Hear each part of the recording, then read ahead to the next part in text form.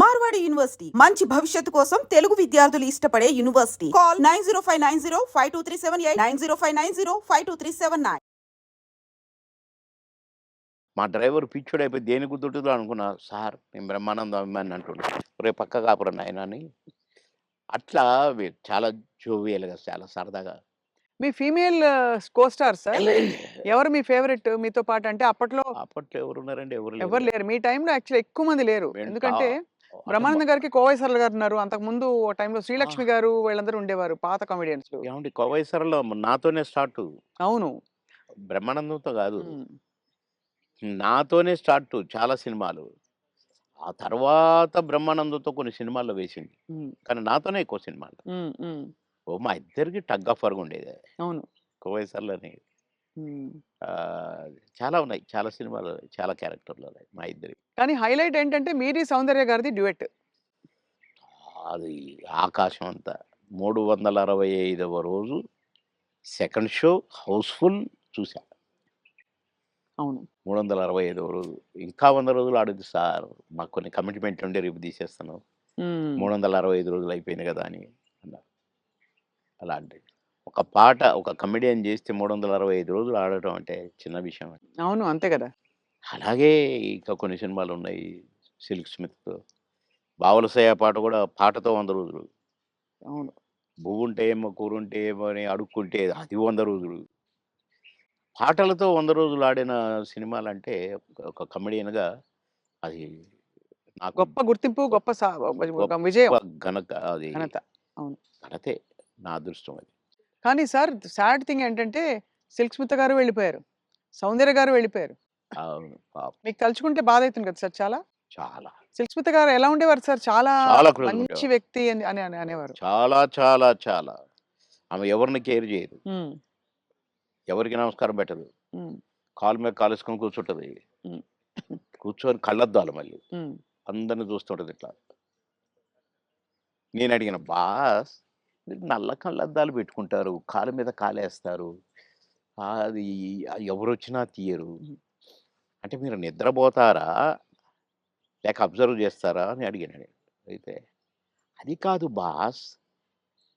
Fools నన్ను చూస్తారు. ఇలా ఇలా చూస్తారు నన్ను. అందుకని నన్ను ఎవడు చూస్తున్నాడా అని గమనిస్తూ ఉంటా నేను కళ్ళద్దాలు పెట్టుకొని అని చెప్పింది నాకు. మరి హీరోలొచ్చినా కూడా తీయవు కదా! అంటే ఎందుకు తీయాలా? హీరోలొస్తే? యాటిట్యూడ్ మంచి స్ట్రాంగ్.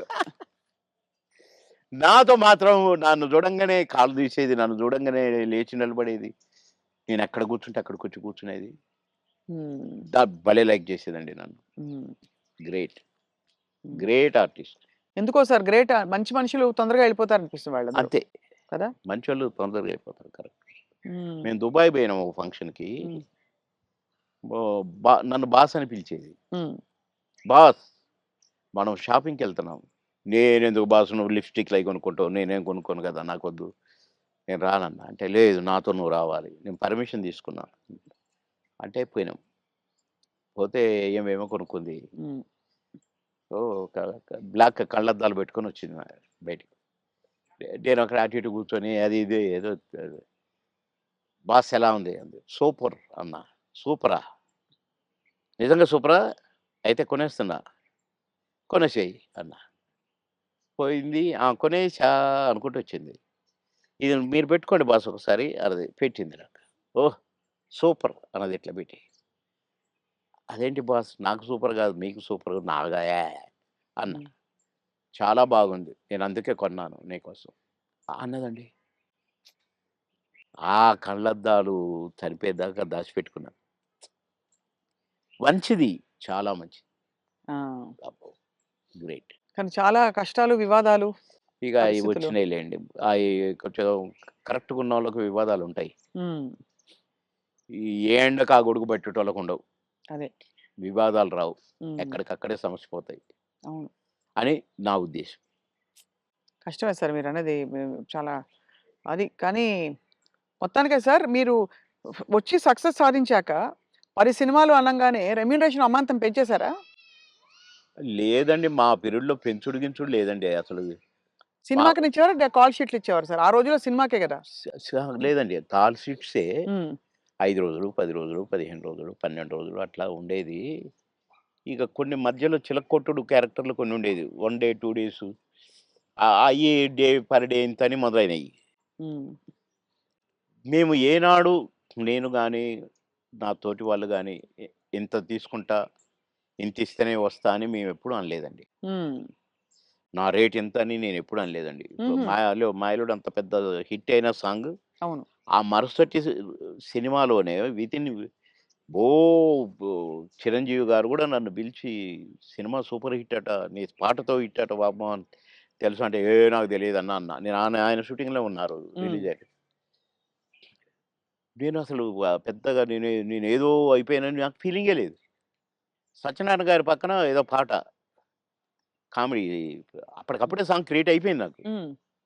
పెడితే నేను మామూలుగానే పోయినా చేసినా వచ్చిన. అంతే తప్ప నేను పాటలకు నేనిప్పుడు సెపరేట్ ఇంత తీసుకున్నా నన్ను పెట్టమన్నారు నన్ను కొంతమందైతే. హ్మ్. నేను సినిమాకి ఏం తీసుకోండి మీరేమిస్తే అదే అనేదండి.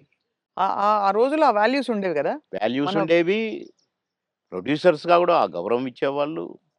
అక్కడ గౌరవమే ముఖ్యం తప్ప డైరెక్టర్ల ముందు గాని, ప్రొడ్యూసర్ల ముందు గాని మాకిచ్చే గౌరవమే మా పారితోషికం అనుకునేది. అంతే తప్ప ఏసేద్దాము, పెంచుదాము, లక్షలకు పెంచు అని మేమెప్పుడూ ఊహించలేదండి. అవును.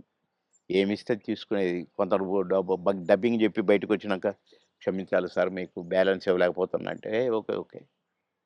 తర్వాత చూద్దాం అనుకుంటే ఎళ్ళిపోయేది. అంటే అడిగేది గాదు. ఆ!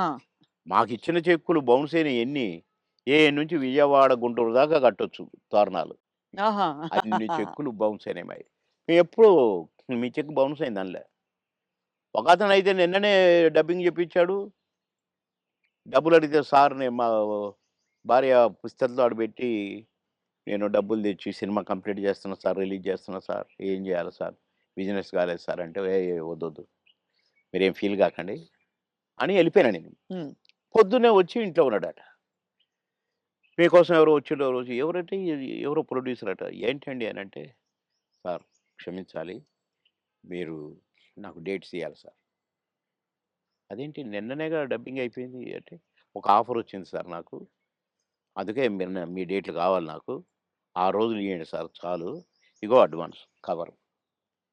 నిన్న డ్ నిన్న డబ్బులు అనొచ్చుగా? హ్మ్. అనలే. ఇగోండి సార్ ఈ సినిమా అడ్వాన్స్ అన్నాడు. ఓకే. థాంక్ యూ అన్నా. డోర్ దాకా పోయిండు బయటికొచ్చి. అక్కడ వెనక్కి తిరిగి, "మీరు మహానుభావులు సార్. చల్లగా ఉండాలి. మీరు నిన్నటి డబ్బులు అడుగుతారేమోననే భయంతో వచ్చాను సార్ నేను. అడిగితే ఏదో ఒకటి చెప్పుదాం అనుకున్నా సార్. కానీ అసలు మీరు ఆ టాపికే ఎత్తలేదు. మీరు మహానుభావులు సార్" అన్నాడు. ఈ ముక్క చాలయ్య నాకు. డబ్బులు గాదు. నువ్వు మళ్ళా సినిమా తీస్తానని వచ్చావు చూసావు. హ్మ్. నువ్వు ఒక మనిషి ఒక సినిమా తీస్తే రోజుకు 200, 300 మంది బతుకుతారండి. అవును. అంతే గదా! ఇప్పుడు ఒక 100, 200 మంది జూనియర్ ఆర్టిస్టులు బతుకుతారు. ఇక్కడ ఈ సినిమాకు సంబంధించిన నటులు, వాళ్ళ అసిస్టెంట్లు, వాళ్ళ మేకప్ మ్యాన్‌లు బతుకుతారు. హ్మ్. డాన్సర్లు, డాన్స్ మాస్టర్‌లు బతుకుతారు. ఫైటర్లు, ఫైట్ మాస్టర్‌లు బతుకుతారు. ఇప్పుడు ప్రొడక్షన్ డిపార్ట్‌మెంటు, అటు డైరెక్షన్ డిపార్ట్‌మెంటు ఇంతమంది 24 క్రాఫ్ట్స్ మీరు అన్నం పెడతారండి నెల, 2 నెలలు. మీలాంటి వాళ్ళు ప్రొడ్యూసర్‌లు అవుతూ ఉండాలి. సినిమాలు తీస్తూనే ఉండాలి. అందుకనే నేను మీరు అడ్వాన్స్ అనగానే తీసుకున్నాను అన్నా.